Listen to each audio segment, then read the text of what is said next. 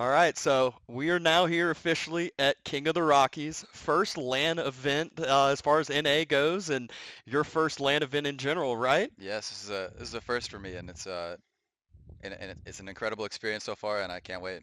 Yeah, so obviously that's where some of the big names are here, so viewers are more familiar with them. So go ahead and introduce yourself, tell everyone who you are and where you're from. Sure. So my name is TheMrMunch. From an RTS standpoint, I come from originally as a kid I played Warcraft 3, Okay. and then transitioned eventually into StarCraft 2 and played that for many years. Then kind of took a break from RTS for a little bit, and once AoE 4 came out, I was a few months late, but started off playing as a French main only. Mm, Um, one of even the when dirty dogs. When abusing when animation Spears couldn't canceling. brace still, right? Exactly, yeah. Well, Mm-mm. I actually just really enjoyed their play style, like the knights and like attacking on multiple different fronts. That was something that I really loved. It worked like out at lower elo for sure, and then as I moved up the ladder, I realized that French was quickly becoming pretty weak.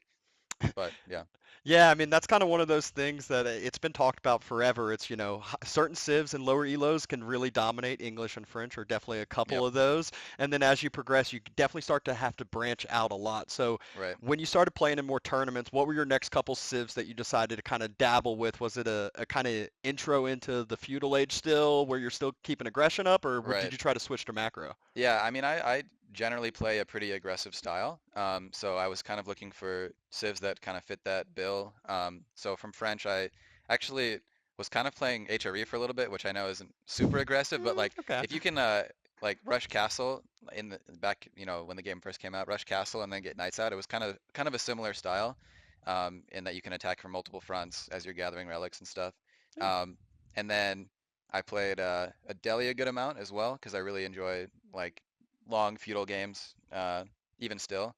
But yeah, that was kind of where I branched off immediately, and then fell in love also with Abbasid and kind of like macroing a little bit at the start, but then like really just pumping units in castle because Yeah. you can like really pop off in castle, and that was like a lot of fun. So Yeah, I yeah, always find it funny talking about Civ balance, and sometimes you just said it. It's like they're more of a macro-based Civ, but you can still play them in an aggressive right, standpoint. yeah, So very cool with that. And so, speaking of Civ, speaking of changes, we had a big patch here recently. we did. What would you say is like the number one change you're most excited to see potentially in the tournament? Any new strats, anything like that pops out on the page to you?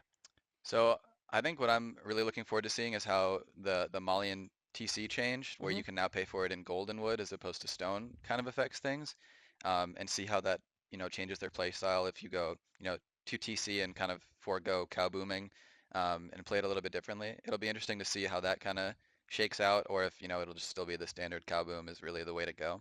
Another change, not from a Civ standpoint, but there were some changes done to Siege that is supposed to make them a bit more responsive. I Yeah. haven't gotten to test out anything yet, but um, I generally try to avoid Siege in general, like when I'm playing, but it'll be interesting to see how like that sort of like if the responsiveness changes the way it's balanced. Because sometimes, yeah, Springolds can kind of stutter out and not like behave how you want them to. So it'll be interesting to test that. Yeah, and being an ABBA player, usually you're one of those that drop siege on the field, you're It's building a true, forward mango, you're getting ready to roll, and so if you're easier to kite around, being able to keep those units alive, it will make that play style a little bit easier. for sure. What about changes that haven't come out yet that you're hoping to, that you're suggesting, you're like, come on, how can they not add an extra 20 damage to French charge? Like, come on, how is that not fair? I honestly, I don't know if it's a popular opinion or not, but I'm pretty happy like with the direction that they go as far as changes. I don't have a lot of things on my wish list to be honest. Like I I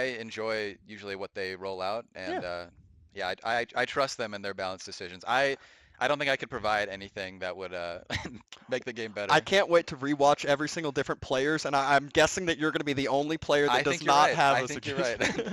I leave it to I don't know. I like what they've done so far.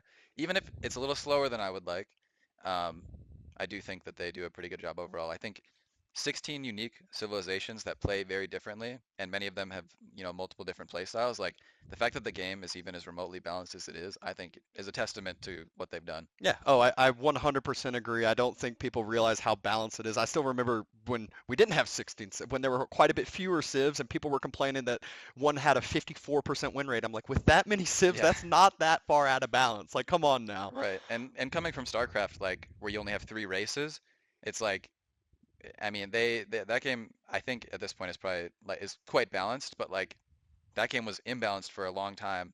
Um, and they only had three civil like or races to So balance coming and from StarCraft and Warcraft, you got to yeah. give everyone what races did you play in either of those games?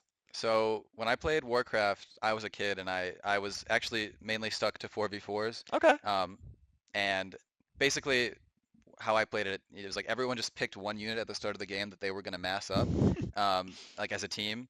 And I really like to play undead and massed frostworms. Okay. I don't know if you're familiar with those. I'm not as familiar, They're but they're I'll like a act very like I am. they're a late game unit and they deal a ton of damage. They cost a lot, so it's kind of one of those things where it's like you're telling your team, I'm gonna, 5 TC boom, protect me, and then I'll carry late game. So that was basically my as a kid, that's what I love to There's do. a person who immediately comes to mind I play team games with that I just know he's not making units early on. He's going imp and then he's gonna come help. But when he Right, does, he gets there quick. right. And then in StarCraft, I played Protoss. Okay. Um, I know that'll get some groans out of some people, but I was a huge fan of the old Death Ball army that I can just A move into the enemy. And yeah, I was pretty young playing StarCraft. I was like 12 or 13, but I was, like on the verge of Grandmaster at the time. So like Wow. like Wings of Liberty days. Yeah, it Yeah. was So this being your first AoE4 land, did you ever have any, hey, we went up to the GameStop and we had a mini tournament there. Did you ever have any in-person, in-house no, tournaments with your buddies, or never. this is This official first in-person tourney? first LAN, I have done a bit of competing online,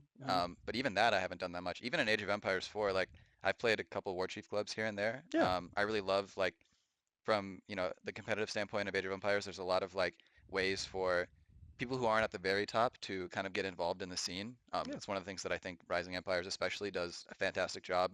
Um, you know, you've got Louis Low Legends and then War Chief Club and everything in between. Like, um, kind of everyone, if they want to get just like their feet wet in the competitive scene, like there's, a place for everyone, and that's what the things I really love.